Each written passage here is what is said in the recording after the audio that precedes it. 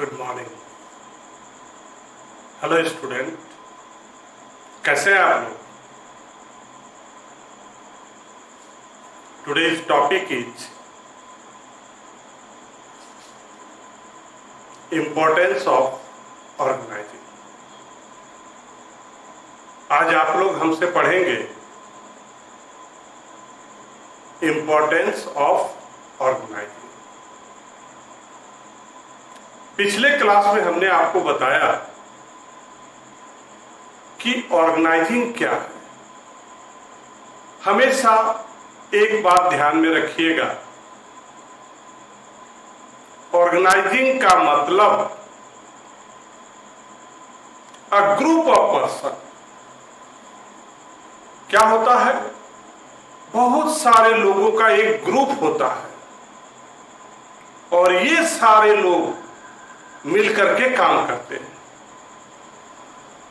जिस संस्था में काम करते हैं, जिस ऑर्गेनाइजेशन में काम करते हैं, जिस कंपनी में काम करते हैं,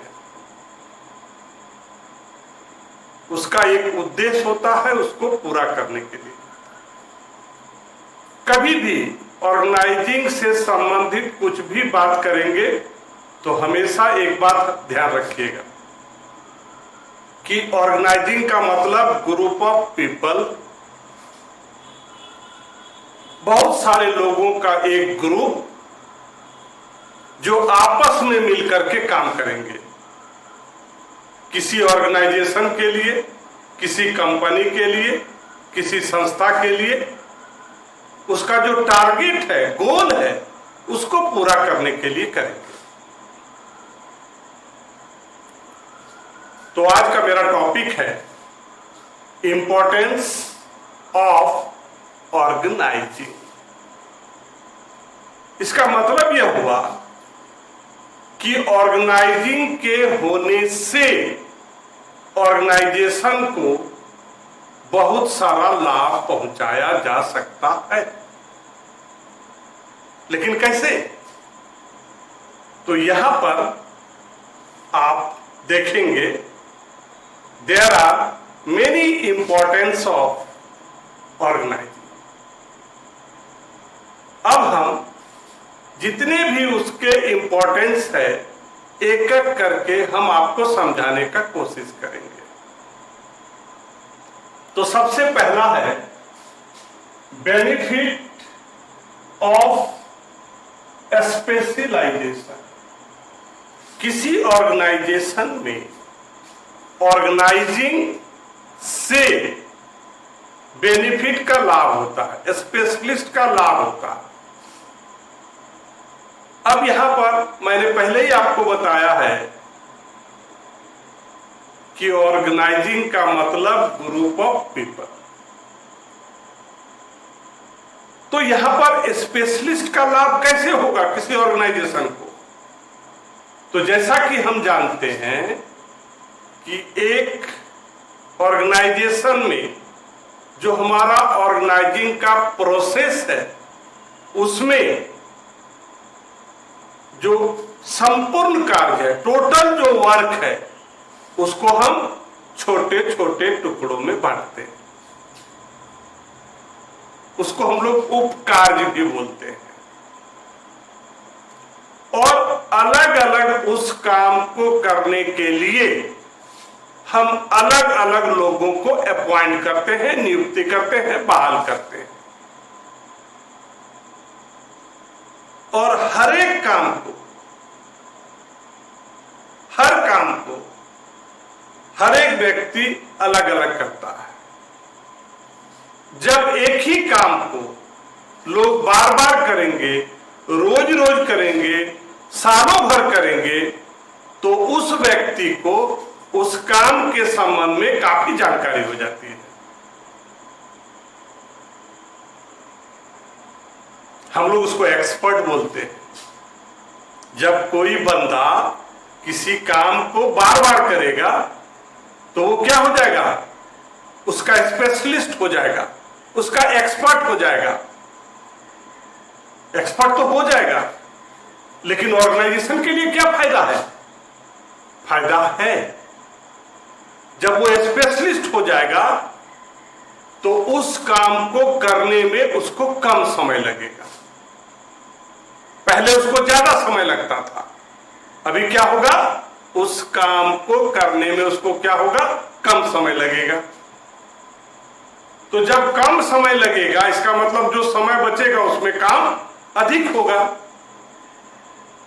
और जब काम अधिक होगा तो ऑर्गेनाइजेशन को निश्चित रूप से लाभ होगा।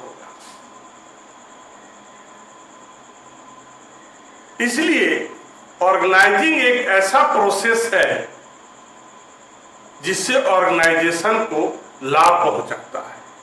क्या चीज का लाभ पहुंचाता है? स्पेशलाइजेशन का। कि जब कोई बंदा किसी काम को बार बार, रोज रोज, सप्ताह सप्ताह, महीना भर, सालों भर करेगा, तो उस काम के प्रति उसका जो नॉलेज है वो काफी बढ़ जाएगा, उसका वो एक्सपर्ट हो जाएगा। और एक्सपर्ट होने से क्या होगा, कम समय में ज्यादा काम करेगा। तो कम समय में ज्यादा काम करेगा मतलब काम ज्यादा होगा, इससे ऑर्गेनाइजेशन को क्या होगा, लाभ होगा। तो यहां लाभ कौन पहुंचाया? ऑर्गेनाइजिंग। क्योंकि ऑर्गेनाइजिंग के द्वारा जो पहला इंपॉर्टेंस है वो है benefit of specialisation. Benefit of specialisation, ये पहला है। अब दूसरा, second, clarity in working relationship. Organising के द्वारा, ऑर्गेनाइजिंग ग्रुप ऑफ पीपल सब मिलजुल करके काम करेंगे एक कॉमन गोल को अचीव करने के लिए। तो ऑर्गेनाइजिंग का जो दूसरा इंपॉर्टेंस है वो है क्लियरिटी इन वर्किंग रिलेशनशिप। मतलब क्या है? ऑर्गेनाइजिंग के द्वारा जो लोग उस ऑर्गेनाइजेशन के अंदर में काम करते हैं उसके बीच में जो संबंध है, क्या चीज का संबंध? वर्किंग रिलेशनशिप, काम करने का जो संबंध है वो ऑर्गेनाइजिंग के द्वारा क्लियर कर दिया जाता है कि कौन किसको रिपोर्ट करेगा, कौन किस काम के लिए उत्तरदायित्व होगा। ये सारा चीज क्लियर हो जाता है और इसका श्रेय किसको जाता है? ऑर्गेनाइजिंग। क्योंकि ऑर्गेनाइजिंग के द्वारा क्लियर कर दिया जाता है कि उस ऑर्गेनाइजेशन के अंदर में जो भी लोग काम कर रहे हैं उनके बीच में संबंध क्या होगा, मतलब कौन किसको रिपोर्ट करेगा। क्लियर है इसमें, कौन किसको रिपोर्ट करेगा और कौन बंदा किस काम के लिए उत्तरदायित्व होगा, किसका कौन सा अधिकार होगा। ये सारे बातें ऑर्गेनाइजिंग के द्वारा क्लियर कर दिया जाता है। मतलब वर्किंग रिलेशनशिप में किसी तरह की दिक्कत नहीं होती है, क्लियर हो जाता है कि कौन काम किसको करना है, कौन किसको रिपोर्ट करेगा। अब है नंबर थर्ड,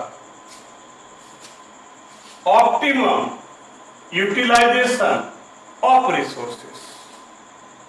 किसी भी ऑर्गेनाइजेशन में जो भी रिसोर्सेस है, संसाधन है, सामान है, गुड्स है, मशीन है, रॉ मटेरियल है, फिनेंस डिपार्टमेंट है, उसका सही इस्तेमाल होना चाहिए। अनवांटेड पड़ा हुआ नहीं रहना चाहिए। कभी ऐसा नहीं कि मशीन खाली रह गया तो वर्कर नहीं है, लेबर है तो मशीन नहीं है। तो ऑर्गेनाइजिंग के द्वारा यह संभव है कि किसी ऑर्गेनाइजेशन में जितने भी रिसोर्सेस है उसका ऑप्टिमम यूज होना चाहिए। और ये कौन करेगा? ऑर्गेनाइजिंग ग्रुप ऑफ पीपल मिलके काम करेंगे और सारे लोगों का एक कॉमन ऑब्जेक्टिव होता है। तो यहां पर ऑप्टिमम यूटिलाइजेशन ऑफ रिसोर्सेस कैसे होगा? किसी भी ऑर्गेनाइजेशन का जो एक वर्क है, उस वर्क को हम लोग क्या करते हैं, छोटे छोटे टुकड़ों में बांट देते हैं और हर एक काम को करने वाला अलग अलग एम्प्लॉय होता है। जितने तरह का काम उतने तरह के लोग। अब क्या होगा, जब अलग काम को अलग लोग करेंगे तो दो बातें हो सकती है। पहला कि गलती से वो काम छूटेगा नहीं, और दूसरा किसी एक काम को दो बार नहीं कर सकता। फिर से दो फायदा है। ऑर्गेनाइजिंग में साफ मतलब है कि काम को छोटे छोटे टुकड़ों में बांट दिया जाता है और जितने काम उतने अलग अलग लोग। तो जब काम को अलग अलग लोग करेंगे तो दो बातें होगी। पहला कि कोई भी काम किसी से छूटेगा नहीं, और दूसरा कोई भी काम दो बार नहीं होगा। दो बार होने से क्या होगा, अनवांटेड टाइम का लॉस होगा, मशीन का लॉस होगा और भी बहुत सारी चीजों का लॉस होगा। तो ऐसा करने से क्या होगा कि जितने भी हमारे मशीन है, लेबर है, फिनेंस डिपार्टमेंट है, ये सारे चीज का जो यूज है वो ऑप्टिमम होगा, बेस्ट यूटिलाइजेशन होगा। और बेस्ट यूटिलाइजेशन में से क्या होगा, ना कोई मशीन बैठा है और ना कोई एम्प्लॉय बैठा है। एज ए रिजल्ट क्या होगा, काम मेरा स्मूथली रन करेगा, जिससे ऑर्गेनाइजेशन को बहुत सारा बेनिफिट होगा, लाभ होगा। नंबर 4, एडॉप्शन ऑफ चेंज, परिवर्तन में सुविधा। अचानक अगर किसी का रिटायरमेंट हो जाता है, पोस्ट खाली हो जाता है, तो जो उसके नीचे में जो लोग काम करते हैं, जस्ट उसके नीचे में, वे लोग उस स्थान को रिसीव कर सकते हैं प्रमोशन पाकर के। मन में प्रश्न ये आता होगा कि ये लोग सर कैसे काम करेंगे। यही तो ऑर्गेनाइजिंग का बेनिफिट है कि अलग अलग काम अलग अलग लोग करते हैं। और मैंने थोड़ी देर पहले आपको बताया है कि कौन किसको रिपोर्ट करेगा। तो हर जगह आप देखते हैं कि मैनेजर 1, मैनेजर 2, मैनेजर 3, तो मैनेजर 1 को मैनेजर 2 रिपोर्ट करता है, मैनेजर 3 को मैनेजर 2 रिपोर्ट करता है। तो उसके साथ सालों साल, महीनों महीनों, सप्ताह सप्ताह काम करने से उसके कार्य का जो नॉलेज है, वो जो काम करते हैं उसकी जानकारी हो जाती है। और जानकारी हो जाने से क्या होता है कि अगर किसी को मान लीजिए M2 को M1 का काम करने का मौका मिले, M3 को M2 का, तो काम करने में किसी तरह की दिक्कत नहीं हो सकती। तो ऐसा संभव कैसे हुआ? सिर्फ और सिर्फ ऑर्गेनाइजिंग की वजह से। तो ऑर्गेनाइजिंग में क्या होता है, क्या सुविधा है? परिवर्तन में सुविधा। मतलब अगर किसी तरह का चेंज हुआ, चेंज का मतलब क्या कि कोई पोस्ट खाली हो गया, तो जस्ट उसके नीचे जो उसको रिपोर्ट करता था वो प्रमोशन पाकर के उसके काम को आराम से कर सकता है।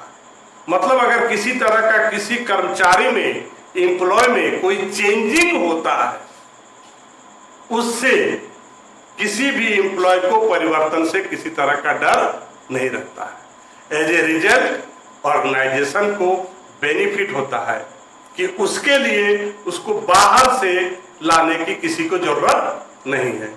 उसी ऑर्गेनाइजेशन के, उसी के नीचे काम करने वाले को प्रमोशन दे करके उस पद का जो खाली पद है, जो एम्प्टी पोस्ट है, उसको भर दिया जाएगा और इससे ऑर्गेनाइजेशन को बहुत सारा लाभ होगा। Next, effective administration. मैंने पहले ही कहा है कि ऑर्गेनाइजिंग में ग्रुप ऑफ पीपल मिलजुल करके काम करेंगे एक कॉमन गोल को अचीव करने के लिए। तो यहाँ जो एडमिनिस्ट्रेटर होते हैं, जो प्रशासनिक अधिकारी होते हैं, सभी के राइट्स, ड्यूटी, कौन किसको रिपोर्ट करेगा, किससे वो इजाजत लेगा, क्या करना, ये सारी बातें क्लियर हो जाती हैं। मैंने एक पॉइंट पहले ही कहा था कि जो वर्किंग रिलेशनशिप है वो ऑर्गेनाइजिंग के द्वारा क्लियर कर दिया जाता है। यहां पर हम आपको बताते हैं कि एक ऑर्गेनाइजेशन में जितने भी एडमिनिस्ट्रेटिव हैं, जो की पोस्ट पर हैं, प्रशासनिक पोस्ट पर हैं, उन लोगों का अधिकार के बारे में पहले ही जानकारी दे दी जाती है कि उन्हें क्या करना है, किसको रिपोर्ट करना है। यहां पर किसी तरह का उन लोगों को आपस में किसी तरह का भ्रम कि हमको क्या करना है क्या नहीं, इसका कोई भी टेंशन नहीं रहता है, क्योंकि ऑर्गेनाइजिंग के माध्यम से सारे मैनेजर को उनके अधिकार के बारे में बता दिया जाता है। साथ ही साथ यह भी बताया जाता है कि उनको क्या करना है, किसको रिपोर्ट करना है, आपका उत्तरदायित्व क्या है। ये एज ए रिजल्ट क्या होता है कि किसी ऑर्गेनाइजेशन में ऑर्गेनाइजिंग के चलते वहां का जो एडमिनिस्ट्रेशन होता है वो काफी क्या होता है, इफेक्टिव होता है। नेक्स्ट अगला है development of personal. Development of personal, किसी ऑर्गेनाइजेशन में जो लोग काम करते हैं, ये जो प्रोसेस है ऑर्गेनाइजिंग, उसके चलते उन वर्करों में डेवलपमेंट होता है। कैसे होता है? तो हमने यहां एक वर्ड यूज किया है, डेलीगेशन ऑफ ऑथोरिटी। कर्मचारियों को एक अधिकार दिया जाता है और जब भी वो किसी के साथ काम करते हैं तो उन्हें स्वतंत्रता दी जाती है, और जब किसी व्यक्ति को स्वतंत्रता दी जाती है तो वो अपने बुद्धि का इस्तेमाल करके, अपने नॉलेज का इस्तेमाल करके उस काम को करने का नया नया प्रोसेस ढूंढता है। सिर्फ प्रोसेस ढूंढता ही नहीं है बल्कि उसको इंप्लीमेंट भी करता है। ऐसा करने से, इंप्लीमेंट करने से क्या होता है, बिजनेस में प्रॉफिट होता है, नए चीज का आविष्कार होता है, और हम लोग साधारण शब्दों में कह सकते हैं कि उसमें जो काम करने वाला कर्मचारी है, एम्प्लॉय है, उसका विकास होता है, उसका डेवलपमेंट होता है। अगला है एक्सपेंशन एंड ग्रोथ। किसी भी ऑर्गेनाइजेशन का ऑर्गेनाइजिंग के चलते उसका डेवलपमेंट होता है, ग्रोथ होता है, विस्तार होता है, ऑर्गेनाइजेशन और बड़ा बन जाता है। मैंने प्लानिंग में बताया था बिजनेस विस्तार करने का कि पहले सिर्फ छोटा टीवी बनता था, बाद में बड़ा टीवी बनने लगा, टीवी के साथ फ्रिज भी बनने लगा, दूसरे ऑर्गेनाइजेशन के साथ काम करके भी या दूसरे को खरीद करके। इसको हम लोग बोलते हैं एक्सपेंशन, किसी भी ऑर्गेनाइजेशन का विस्तार। अब यहां पर बात हो रही है कि कैसे ऑर्गेनाइजिंग के द्वारा किसी भी ऑर्गेनाइजेशन का एक्सपेंशन और ग्रोथ होगा। अभी जस्ट थोड़ी देर पहले हमने बताई कि ऑर्गेनाइजिंग के द्वारा जो कर्मचारी होते हैं, जो लोग काम करते हैं, उसमें जो निर्णय लेने की स्वतंत्रता दी गई है, इसका मुख्य कारण है कि कोई भी कर्मचारी सिर्फ जब डिसीजन लेता है तो क्या करता है, नए चीजों का खोज करता है, उसको लागू करता है, और लागू करने से क्या होता है, ऑर्गेनाइजेशन में प्रॉफिट होता है। और ऐसे परिस्थिति में कोई भी जो एम्प्लॉय है हर चैलेंज को एक्सेप्ट करने का ताकत रखता है, तब ऑर्गेनाइजेशन को उस एम्प्लॉयों के जो नॉलेज है उसको देखते हुए ऑर्गेनाइजेशन को क्या किया जाता है, एक्सपेंस कर देते हैं हम लोग, खर्चा नहीं, उसको बढ़ा देते हैं और बड़ा बनाते हैं। पहले टीवी बनाते थे, अब फ्रिज बनाएंगे, जिससे क्या होगा, ऑर्गेनाइजेशन को प्रॉफिट होगा। और निश्चित रूप से जहां पर प्रॉफिट की बात होगी तो ऑटोमेटिक क्या हो जाएगा, उस ऑर्गेनाइजेशन का विकास होगा, ग्रोथ होगा। तो आज आप लोग हमसे पढ़ रहे थे इंपॉर्टेंस ऑफ ऑर्गेनाइजेशन।